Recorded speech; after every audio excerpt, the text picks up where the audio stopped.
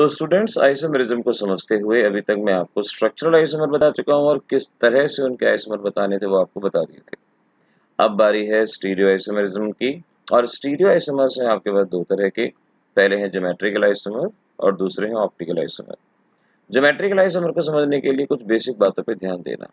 आपको हमने बताया था मेटल के साथ लिगेंड बनाता है कोऑर्डिनेट बॉन्ड।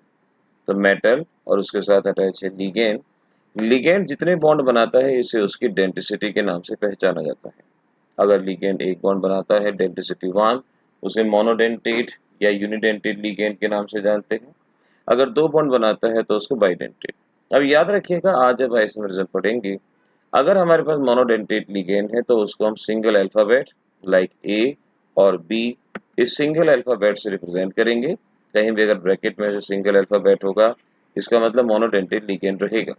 और जहां तक बाइडेंटेट लिगेंड की बात है, बाइडेंटेट लिगेंड का मतलब है जहां पर एक लिगेंड दो बॉन्ड बनाता है। अब बाइडेंटेट लिगेंड रिप्रेजेंट करने के लिए हम दो अल्फाबेट का इस्तेमाल करते हैं। जैसे ए दो अल्फाबेट हो गया, या मैं ऐसा भी तो कह सकता हूँ आपके पास एक ए और एक बी, ये दो अल्फाबेट हो गए। तो अगर ब्रैकेट में दो अल्फाबेट है तो बाइडेंटेट, वन अल्फाबेट है तो मोनोडेंटेट, याद रखिएगा। लेकिन बाइडेंटेट के अंदर भी आपको दो बातें याद रखनी है। एक है सिमेट्रिकल बाइडेंटेट। सिमेट्रिकल बाइडेंटेट मतलब जिसे इक्वल हाफ डिवाइड कर सकते हैं। जैसे आपके पास ये लिगेंड है, इसे इथाइलिन डायमीन कहा जा सकता है। अब इथाइलिन डायमीन को देखिए, दो इक्वल हाफ में हॉरिजॉन्टली इसको डिवाइड किया जा सकता है, तो ये हो गया सिमेट्रिकल। ऐसे ही आपको एक और एग्जांपल याद रखना है, उसे ऑक्सिलेटो लिगेंड कहा जाता है। तो यहाँ से इस बात को आगे आने वाले टॉपिक के लिए याद रख लीजिएगा कि इथाइलिन डायमीन कहूंगा, सिंबल क्या रहेगा EN, और ऑक्सिलेटो कहूंगा, सिंबल क्या रहेगा OX। इसे हम सिमेट्रिकल बाइडेंटेट लिगेंड कहते हैं। और सिमेट्रिकल बाइडेंटेट लिगेंड को आइडेंटिकल अल्फाबेट से रिप्रेजेंट किया जाता है। यानी अगर मैं लिखता हूँ MAA whole twice, identical alphabet है, तो ये हमारा सिमेट्रिकल बाइडेंटेट लिगेंड रहेगा। अनसिमेट्रिकल बाइडेंटेट लिगेंड में आपको एक ही एग्जांपल याद रखना है और इसे कहते हैं ग्लाइसिनेटो। अब इस ग्लाइसिनेटो को देखिए, इसको देखिए, अगर आप इसको स्प्लिट करने की कोशिश करते हैं, ये दो इक्वल हाफ में डिवाइड नहीं होगा, स्प्लिट नहीं होगा, और इसे हम ग्लाइसिनेटो शॉर्ट में GLY लिखेंगे। और जब कॉम्प्लेक्स की फॉर्म में लिखेंगे तो डिफरेंट अल्फाबेट के साथ इसको रिप्रेजेंट किया जाएगा। तो अब आज की क्लास के लिए आपने इन बातों को ध्यान रख लेना है कि सिमेट्रिकल बाइडेंटेट लिगेंड का मतलब दो लिगेंड है। अगर एग्जांपल आता है तो आपको इस बात का ध्यान रखना होगा, इथाइलिन डायमीन और ऑक्सिलेटो ये सिमेट्रिकल बाइडेंटेट लिगेंड है। और उसके साथ साथ अनसिमेट्रिकल में भी याद रखना होगा, ग्लाइसिनेटो एक अनसिमेट्रिकल लिगेंड, ये आपको साथ के साथ याद रखना होगा। जहां तक ज्योमेट्रिकल आइसोमर्स की बात है, हम कहते हैं फार्मूला सेम होता है लेकिन स्पेस में अरेंजमेंट डिफरेंट होता है। फार्मूला सेम, स्पेस में अरेंजमेंट डिफरेंट। जैसे देखो, ऑर्गेनिक केमिस्ट्री में हम पढ़ते हैं यहाँ A, यहाँ B, यहाँ A, यहाँ B। अब अगर मैं A और B की पोजीशन किसी एक कार्बन पे बदल दूं, यानी यहाँ B, यहाँ A, पहले दोनों A सेम साइड थे, इसे सिस कंपाउंड के नाम से जानते थे। यहाँ दोनों A ऑपोजिट साइड में हैं, इसे ट्रांस कंपाउंड के नाम से पहचाना जाता है। तो जहां पर भी फार्मूला सेम हो लेकिन कहीं ना कहीं एटम्स का अरेंजमेंट अलग हो, उसे ज्योमेट्रिकल आइसोमर कहते हैं। इनऑर्गेनिक कंपाउंड में भी आपको दो ही तरह के पढ़ने हैं, सिस और ट्रांस। सिस का मतलब भी देखो वही जो ऑर्गेनिक के लिए मैंने बताया, सेम लिगेंड सेम साइड। यहाँ कह देंगे same ligands present near to each other, और सेम लिगेंड्स एक दूसरे से अगर दूर हो तो उसे ट्रांस आइसोमर के नाम से पहचान लिया जाता है। सिस और ट्रांस दो तरह के आइसोमर, आप याद रखो। यहाँ पर मैं आपको और स्पेसिफाइड करके बताता हूँ। अगर लिगेंड्स के बीच में लो बॉन्ड एंगल है, आपके लिए यहाँ ट्रिक बता रहा हूँ, अगर लिगेंड्स के बीच में लो बॉन्ड एंगल है सिमिलर लिगेंड्स के बीच में तो वो सिस रहेगा, और अगर हायर बॉन्ड एंगल है तो वो आपका ट्रांस रहेगा। सिस और ट्रांस के इस इंपॉर्टेंट पॉइंट को आपको समझने की जरूरत है। इंपॉर्टेंट पॉइंट इस तरह से याद रखिएगा। अब हम सबसे पहले कुछ कोऑर्डिनेशन कंपाउंड के एग्जांपल लेते हैं और जानते हैं कि वहां पर किस किस तरह से आपको आइसोमर बनाने की प्रैक्टिस करनी है। सबसे पहले कोऑर्डिनेशन नंबर 2। कोऑर्डिनेशन नंबर 2 का मतलब हाइब्रिडाइजेशन होगी sp। अगर sp हाइब्रिडाइजेशन होगी तो शेप होगी लीनियर। अब जरा देखिए, ये है मेटल, ये है लिगेंड। सपोज दोनों डिफरेंट मान लिए, दोनों के बीच में बॉन्ड एंगल कितने का है, 180 डिग्री का। अब आप इन दोनों लिगेंड्स की पोजीशन बदल दीजिए, यानी बी को इधर ले आइए, ए को इधर ले आइए, बॉन्ड एंगल अभी भी कितने का है, 180 डिग्री का। मैंने कहा आपसे कि आपके पास अगर बॉन्ड अगर बॉन्ड एंगल में यहाँ डिफरेंस आता है तो उसे हम कहेंगे कि वो हमारे पास बनता है एक तरह का ज्योमेट्रिकल आइसोमर। और अगर बॉन्ड एंगल में डिफरेंस नहीं आता है उसे ज्योमेट्रिकल आइसोमर नहीं कहते। पहले स्ट्रक्चर में भी बॉन्ड एंगल सिमिलर है, दूसरे में भी सिमिलर है, तो कोऑर्डिनेशन नंबर 2 में इस तरह का आइसोमर नहीं बनेगा, फॉर्म नहीं होगा कोऑर्डिनेशन नंबर 2। अब देख लीजिए कोऑर्डिनेशन नंबर 3। कोऑर्डिनेशन में हाइब्रिडाइजेशन sp2। और अगर sp2 हाइब्रिडाइजेशन है तो ज्योमेट्री होती है ट्राइगोनल प्लेनर, एक इधर एक इधर। अलग अलग एग्जांपल दीजिए। पहला एग्जांपल, अगर तीनों के तीनों लिगेंड सेम हैं, तीनों के तीनों लिगेंड सेम हैं, एम ए ए तीनों सेम है। अब इनमें से किसी की भी पोजीशन बदल दो, बॉन्ड एंगल हमेशा कितना रहेगा, 120 का। आप ए और ए की पोजीशन बदल दीजिए, दूसरे ए की पोजीशन बदल दीजिए, बॉन्ड एंगल आइडेंटिकल रहेगा। लेकिन अगर आप कहते हो भाई मेरे पास दो ए हैं और एक बी है, यानी दो आइडेंटिकल हैं और एक डिफरेंट है, कोई प्रॉब्लम नहीं, इसको ड्रॉ कीजिए, ए और यहाँ बी। अब बॉन्ड एंगल ए और बी में कितना, 120 120 120। किसी की भी पोजीशन बदल दो, सपोज बी और पोजीशन में लाता हूँ। अब जरा देखिए, पहले ए और ए में एंगल कितना था, 120, अब भी कितना है, 120। ए और बी में 120, अब भी कितना, 120, और ये भी 120, यानी बॉन्ड एंगल में कोई भी बदलाव नहीं आया। फिर आप कहते हो चलो तीसरा केस ले लेते हैं कि भाई तीनों तीनों डिफरेंट लिगेंड हैं, ए बी और सी, कोई इशू नहीं है, एक ए एक एक सी। अगर कहूँ 120 का, ए और सी में कितना, 120 का। अब किसी की भी पोजीशन बदल दो, सपोज ए और बी की पोजीशन आप बदल देते हैं यहाँ पे। अगर इनकी पोजीशन बदलते हैं हम तो आप देख पाएंगे यहाँ बी, यहाँ मेटल, यहाँ ए, यहाँ सी। अभी भी ए और बी के बीच में बॉन्ड एंगल कितने का है, 120 डिग्री का। पहले भी 120, अब भी 120, यानी बॉन्ड एंगल में कोई भी बदलाव नहीं आया। ए और सी में कितने का, 120 का, अब भी कितने का, 120 का। तो अगर बॉन्ड एंगल में बदलाव नहीं आता है तो हम कहेंगे वहां इस तरह का आइसोमेरिज्म नहीं होगा। तो कोऑर्डिनेशन नंबर 2 में ज्योमेट्रिकल आइसोमेरिज्म नहीं होगा, कोऑर्डिनेशन नंबर 3 में नहीं होगा। अब बारी है कोऑर्डिनेशन नंबर 4 की। कोऑर्डिनेशन नंबर 4 में दो तरह की हाइब्रिडाइजेशन होती हैं। एक हाइब्रिडाइजेशन होती है sp3, सिखाएंगे आगे आपको, बीबी में सीखेंगे, और दूसरी होती है sp2। पहले बात करते हैं हम sp हाइब्रिडाइजेशन की। हम जानते हैं इस स्ट्रक्चर को टेट्राहेड्रल स्ट्रक्चर के नाम से पहचानते हैं, टेट्राहेड्रल स्ट्रक्चर। अब जरा देखिएगा कि टेट्राहेड्रल स्ट्रक्चर क्या हो, यहाँ पे ए, यहाँ पे बी, यहाँ पे सी, यहाँ पे। सपोज मैं मान लेता हूँ चारों के चारों लिगेंड्स डिफरेंट हैं। आपको शायद पता होगा इनमें बॉन्ड एंगल हर एक के बीच में 109 डिग्री 28 मिनट, टेट्राहेड्रल में यहाँ भी, यहाँ भी, यहाँ भी। अब मैं यहाँ पर सपोज ए और डी की पोजीशन को बदलता हूँ, डी इधर चला गया, ए इधर चला गया, बी और सी अपनी जगह पे ही हैं। बेशक से मैंने ए और डी की पोजीशन को बदल दिया, लेकिन स्टिल अभी भी बॉन्ड एंगल कितना होगा, 109 डिग्री 28 मिनट का। अगर मैं यहाँ ए और डी को नहीं बदलता हूँ, ए और बी को एंगल कितने का रहेगा, 109 डिग्री 20। ज्योमेट्री किस तरह की ज्योमेट्री होती है कि आप वहां पे किसी की भी पोजीशन बदल दो, बॉन्ड एंगल वहां पे आइडेंटिकल रहता है, सेम रहता है, और इस वजह से हम कहते हैं टेट्राहेड्रल में इस तरह का आइसोमेरिज्म नहीं आएगा, इस टाइप का आइसोमेरिज्म नहीं होगा। तो आप याद रखेंगे, नो ज्योमेट्रिकल आइसोमेरिज्म।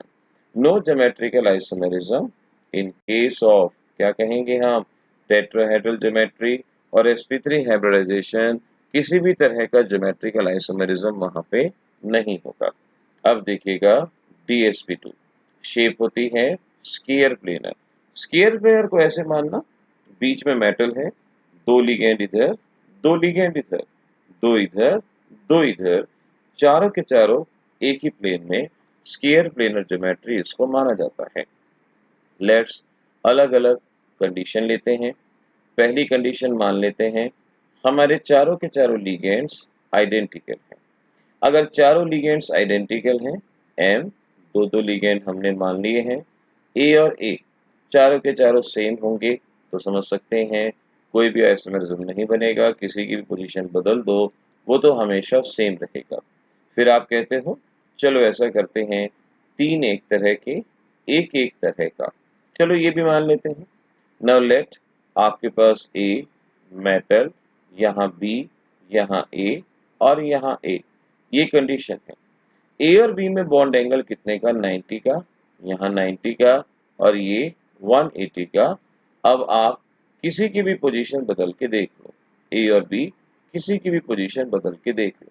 सपोज आप बी को यहाँ ले आए और ए को यहाँ ले गए। पहले देखो, दो बॉन्ड एंगल बी के साथ 90 के थे और एक बॉन्ड एंगल 180 का था। अब भी देखो, दो बॉन्ड एंगल 90 के हैं और एक बॉन्ड एंगल 180 का रहेगा, यानी बॉन्ड एंगल में बदलाव नहीं आया। बी को कहीं भी ले जाओ सेम सिचुएशन रहेगी, दो बॉन्ड एंगल 90 के रहेंगे और एक 180 का रहेगा। इस लिहाज से हम कहेंगे यहाँ भी ये आइसोमेरिज्म पॉसिबल नहीं होगा। फिर चलो ऐसा करते हैं, दोनों का नंबर आइडेंटिकल ले लेते हैं, a टू b2।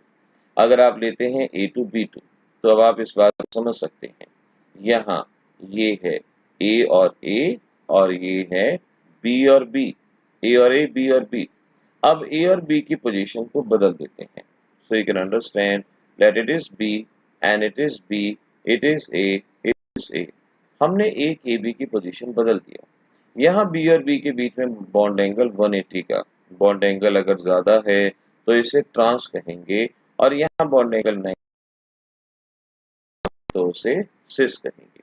तो याद रखिएगा, अगर दो आइडेंटिकल लिगेंड्स में या दो, जो भी आप जिसके बीच में भी एंगल देखना चाह रहे हैं, अगर बॉन्ड एंगल मिनिमम है तो वो सिस होगा, अगर बॉन्ड एंगल ज्यादा है तो वो ट्रांस होगा। ऐसे ही आप इस केस को ऐसे भी तो मान सकते हैं, A2 यानी दो ए हैं, इसको हम इस तरह से लिख दें अगर, कि हमारे पास A2, B and C, B and C तीन तरह के लिगेंड हो गए, तो अभी कोई इशू नहीं है। आप ऐसे समझो, A और A, यहाँ B एंड C, और एक बार A और C की पोजीशन को आप बदल के देख लो, एक बार A और C की पोजीशन को बदल के देख लो, then you will find how B, M, C, A and A। अब क्योंकि तीन अलग तरह के हो गए, आप दो आइडेंटिकल के बीच में देखो, यहाँ आइडेंटिकल के बीच में बॉन्ड एंगल 180 का, लेकिन यहाँ कितने का, 90 का। जहाँ बॉन्ड एंगल ज्यादा है वो क्या हो गया, ट्रांस हो गया, जहाँ बॉन्ड एंगल कम है वो क्या हो गया, सिस हो गया। तो आपको ये चीजें साथ के साथ याद रखनी होगी कि M A2B2 में बनेगा, A2BC के अंदर बनेगा, यहाँ टेट्राहेड्रल में आइसोमर बनेगा। लेकिन अब जरा एक और कंडीशन मान लीजिए, हमारे पास एक और कंडीशन है जहां हम कहते हैं MAA होल ट्वाइस, और एक कंडीशन में कहता हूं MAB होल ट्वाइस। बच्चे बहुत बार नहीं समझ पाते, इसका मतलब है सिमेट्रिकल बाइडेंटेट और ये है अनसिमेट्रिकल। सिमेट्रिकल में एग्जांपल मैंने बताया था इथाइलिन डायमीन ऑक्सिलेटो, और अनसिमेट्रिकल में ग्लाइसिनेटो, ये हो सकते हैं। अब जरा देखिएगा, मैं कहता हूं मेरे पास मेटल है और इस मेटल के ऊपर इथाइलिन डायमीन में अटैच करता हूं। देखो, इथाइलिन डायमीन CH2 CH2, यहाँ NH2 और यहाँ NH2, एक लगा दिया। ऐसे ही CH2 CH2, यहाँ NH2 और यहाँ NH2। अगर मैं इथाइलिन डायमीन लगाता हूँ तो नाइट्रोजन नाइट्रोजन पास में है, नाइट्रोजन नाइट्रोजन पास में है। मैं अगर इनकी पोजीशन बदल भी दूंगा तो भी नाइट्रोजन नाइट्रोजन पास में ही रहेगा, यानी इस केस में आइसोमेरिज्म पॉसिबल नहीं होगा। तो अगर आप बोल्ड वाइज सिमेट्रिक आइसोमर बनाए क्योंकि इथाइलिन डायमीन सिमेट्रिकल है तो आपका जवाब नहीं। अब जरा दूसरी कंडीशन देखें, ग्लाइसिनेटो अनसिमेट्रिकल बाइडेंटेड लिगेंड, यहाँ है COO, ऐसे ही यहाँ CH, यहाँ NH2 और यहाँ है COO। एक कंडीशन ये। अब दूसरे में क्या करो, नाइट्रोजन इधर COO इधर, देन यू विल फाइंड कुछ इस तरह की कंडीशन आएगी कि एक तो CH2 यही है, NH2 यही है, में बदलाव नहीं है। दूसरे में हमने बदलाव लाने को कहा, यहाँ NH2, यहाँ NH2 में बॉन्ड एंगल कम था 90 डिग्री का तो ये हुआ सिस, यहाँ ज्यादा बॉन्ड एंगल है तो ये हुआ ट्रांस। इस तरह से अब आप समझ लो, सिमेट्रिकल बाइडेंट में नहीं बनेगा, अनसिमेट्रिकल में बनेगा। मल्टीपल चॉइस में ऑप्शन में आ गया, अगर उसमें ग्लाइसिनेटो गिवन है तो आप कहोगे ज्योमेट्रिकल बनेगा, अदरवाइज नहीं बनेगा। जो बनवाता जा रहा हूँ साथ साथ बनवा के प्रैक्टिस जाइए, बेटर रहेगा। एक और एग्जांपल समझना है, एनसीईआरटी है, चारों के अलग लिगेंड है, चारों के चारों अलग हैं। देखिए कैसे करेंगे, मैं आपको मेथड बता देता हूँ।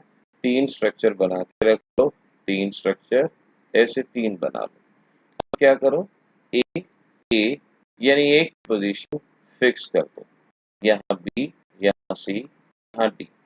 एक की पोजीशन फिक्स कर दी, बाकी की बदल दो, यानी बी सी की जगह, सी डी की जगह, डी बी की जगह, यानी यहाँ बी, यहाँ सी, यहाँ डी, फिर दोबारा से सी डी की जगह, डी बी की जगह, बी सी की जगह एंड सो ऑन। ये बनेंगे टोटल 3 आइसोमर। अगर चारों लिगेंड डिफरेंट हैं तो बनेंगे 3 आइसोमर। इस तरह से इनको बनाने की कोशिश करनी होगी आपको। आपकी एनसीईआरटी का एक बड़ा इंपॉर्टेंट क्वेश्चन है, प्लेटिनम NH3 और साथ में और पाइरिडीनियम, इनके बनाने में ज्योमेट्री, चारों लिगेंड अलग हैं, बस बना डालो। ए की जगह NH3 लगा दो, Br लगा दो, Cl लगा दो, पाइरिडीनियम लगा दो और इस तरह से इनके स्ट्रक्चर बना के देख लो और आपका जवाब यहाँ आसानी से आ ही जाएगा, बन जाएगा। तो कोऑर्डिनेशन नंबर 4 में एक तो बने थे Me2B2 के, एक बने थे Me2BC के, एक बने थे हमारे पास अनसिमेट्रिकल बाइडेंटेड लिगेंड के और एक बने थे हमारे पास अगर चारों के चारों डिफरेंट हैं। इनको मान के याद कर लो। मल्टीपल चॉइस में क्वेश्चन आ जाएगा किसके बन सकते हैं, बस इनको देख के पहचान के आप अपना जवाब तुरंत की तुरंत दे सकते हैं। किसी भी परेशानी का सामना आपको नहीं करना पड़ेगा, जवाब तुरंत मिलेगा। ये थे कोऑर्डिनेशन नंबर 4। अब बारी है कोऑर्डिनेशन नंबर 6। कोऑर्डिनेशन नंबर 6 में दो तरह के हाइब्रिडाइजेशन, sp3d2 एंड d2sp3, दो तरह की, दोनों में ही शेप होती है ऑक्टाहेड्रल, दोनों में ही ऑक्टाहेड्रल ज्योमेट्री होती है। ऑक्टाहेड्रल ज्योमेट्री का मतलब देखो ये मानना, 4 बॉन्ड एक प्लेन में, 4 बॉन्ड एक प्लेन में, 1 अबव 1 बिलो, 1 अबव 1 बिलो, 4 होंगे एक प्लेन में, 1 अबव 1 बिलो, इसे ऑक्टाहेड्रल ज्योमेट्री कहते हैं।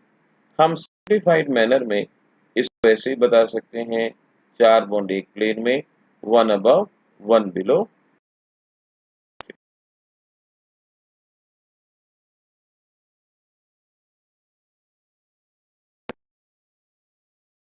कुछ भी नहीं होगा, आइसोमेरिज्म नहीं बनेगा। दूसरी कंडीशन आप मान लो कि भाई MA5B 5 एक हैं, तो भी आप कितना भी देख लो 5 एक जैसे एक अलग, कोई भी आइसोमर नहीं बनेगा। आइसोमर बनेगा अगर A4B2, ये कंडीशन है। दो तरह के हैं A4B2। तो देखिए बना के देख लेते हैं इसको कैसे क्या बनेगा हमारे पास, किसको सिस कहेंगे किसको ट्रांस कहेंगे। लेट दो स्ट्रक्चर बना लेते हैं हम, ये रहे हमारे पास यहाँ S। अब हमने क्या कहा A4, चारों के चारों A एक ही जगह, और यहाँ B2, और फिर एक A और B की पोजीशन को बदल दिया आपने, इस तरह से ये हमारे पास आ गया। अब आप समझ सकते हो यहाँ पर B और B में बॉन्ड एंगल ज्यादा था, बॉन्ड एंगल ज्यादा था। अब उसको देखो जहाँ डिफरेंस मालूम पड़ता है, A और A से डिफरेंस मालूम नहीं पड़ रहा, B और B से मालूम पड़ रहा है। अगले में B और B के अंदर बॉन्ड एंगल कम है, तो ये क्या होगा, सिस होगा। तो MA4B2 के अंदर इस तरह का स्ट्रक्चर बनता है, और इसको याद रखने की जरूरत होगी। ऐसे ही ये एक और भी हो सकता था, इसे हम MA4 मान सकते थे। उसके स्ट्रक्चर आप ऐसे ही बना देंगे, एक बी की जगह सी लगा देंगे, बन ये A3B3। इंपॉर्टेंट मार्क कर लेंगे MA3B3। जरा ध्यान से देखते हैं कैसे कैसे यहाँ पर हमें ड्रॉ करना होगा, जरा ध्यान से समझने की कोशिश करते हैं। देखिए बेटा, ये हमारे पास इधर ऐसे मेटल, यहाँ ये वन अबव वन बिलो, ऐसे ही एक और हम कंडीशन ले लें, मेटल और यहाँ पर इस तरह से A3B3 तीनों एक लगा दिया, पास पास पास पास। अब देखो मैंने कहा चार बॉन्ड एक प्लेन, यानी दो ए, एक यहाँ लगा दिया, एक यहाँ लगा दिया, एक ऊपर लगा दिया। अब ऊपर वाले ए को अगर इन ए से मिलाओगे, यानी अगर आप इनको मिला के देखोगे, तो ये दोनों के दोनों यानी तीनों के तीनों ए एक ही फेज पे प्रेजेंट हैं। ऐसे ही अगर इन बी को भी आप आपस में अटैच करवा दोगे, देन यू विल फाइंड ये भी एक ही फेज के ऊपर प्रेजेंट होते हैं। एक तो ये नियर है, इन्हें आइसोमर भी कहते हैं,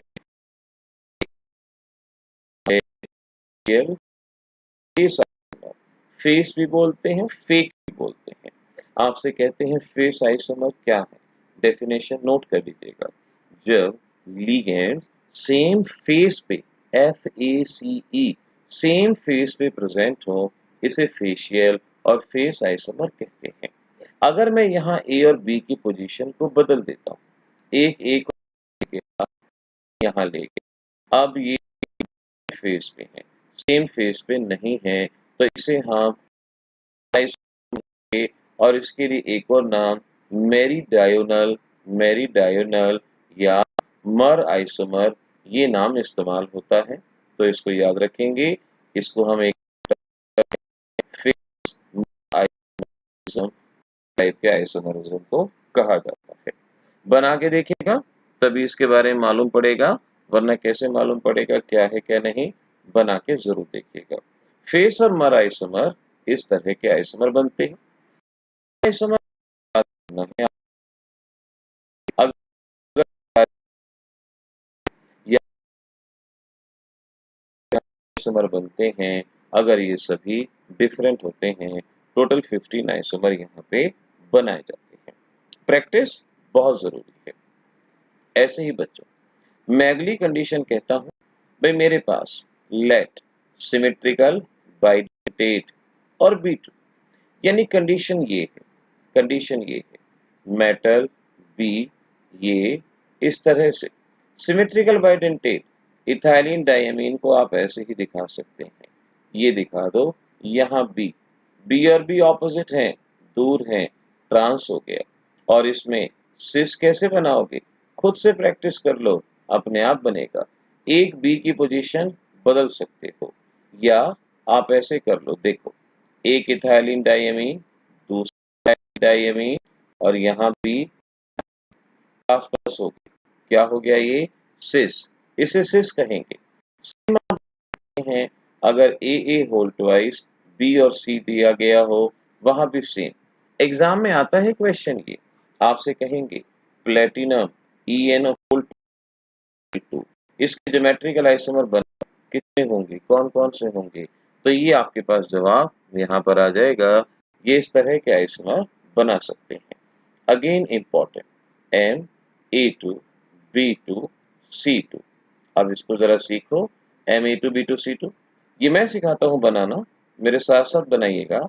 5 ऐसे बेसिक स्ट्रक्चर बना लो, 5 ज्योमेट्री बना लो, फिर मैं वहां पर अरेंज करना सिखाता हूँ। वैसे तो आपकी मर्जी है, आप खुद से बना के देखो, लेकिन क्योंकि खुद से बनाना इसका एक बहुत डिफिकल्ट टास्क होता है, तो मैं मेथड बताता हूँ आपको। आप 5 ये ज्योमेट्री बना के रख लो, टोटल बनेंगे 5। इस पॉइंट को आपने याद रखना होगा। ये है, कैसे कैसे याद रखोगे जानो जरा। पहले स्ट्रक्चर में क्या करो, ऑपोजिट एंड सेम लिख लेना साथ में, मैं जब बोल रहा हूँ। एंड सेम यानी ए के सामने ए, बी के सामने बी, सी के सामने सी, ऑपोजिट सेम। दूसरा कर दो ऑपोजिट डिफरेंट, ए के सामने बी, बी के सामने सी, सी के सामने ए, ऑपोजिट डिफरेंट। ये हमारे पास हो गया। अगले में क्या करो, एक ऑपोजिट सेम, बाकी ऑपोजिट डिफरेंट। यानी ये ए और ए है, ये बी और सी। एक ऑपोजिट सेम था, ए और ए का सेम था, बी और सी डिफरेंट। ऐसे ही बी और बी सेम दो डिफरेंट कर दो, ऐसे ही बी और कर दो, बाकी दो डिफरेंट कर दो, ऑपोजिट। इस तरह से हम बना सकते हैं। ये हमारे पास बन गए हैं। इस टाइप से आप ऑप्टिकल आइसोमर को यहाँ पर ड्रॉ कर सकते हैं, बना सकते हैं। क्वेश्चन आ गया, क्वेश्चन ऑप्टिकल आइसोमर बनाना है, CO होल पॉजिटिव। समझ जाओ कैसा है, ऐसा ऊपर वाला, बस ऐसे ही बना दो। पॉजिटिव चार्ज है तो ऊपर पॉजिटिव चार्ज दिखा दो, En आ गया, B की जगह Cl आ गया, आपका जवाब बन गया। ऐसे ही आपकी एनसीईआरटी का ये भी क्वेश्चन है, NH3 Cl En whole twice positive. तो क्या करोगे, इथाइलिन डाइमीन को रहने दो, B की जगह NH3 यहाँ Cl बना दो, ये स्ट्रक्चर बनके तैयार हो जाएगा और बहुत आसानी से आप इनके स्ट्रक्चर ड्रॉ कर सकते हैं। ऐसे ही आप एक और स्ट्रक्चर ड्रॉ करके देख लेंगे, NH3 होल ट्वाइस है और यहाँ Cl En है। क्या करेंगे, एक En, दो NH3 और Cl। NH3 पास पास है तो ये हो गया सिस, और तो क्या हो गया, ट्रांस। इस तरह से आप इनके आइसोमर्स को यहाँ पर बना सकते हैं। तो ये हमने सीखा किस तरह से ज्योमेट्रिकल आइसोमर्स को ड्रॉ करना है। कोऑर्डिनेशन नंबर 4 और 6 आपके सिलेबस में है, लेकिन इनको आपने बार बार साथ साथ ड्रॉ करके देखना ही होगा, तभी बात बनेगी, तभी अंडरस्टैंडिंग होगी। अगली क्लास में सिखाएंगे ऑप्टिकल आइसोमर।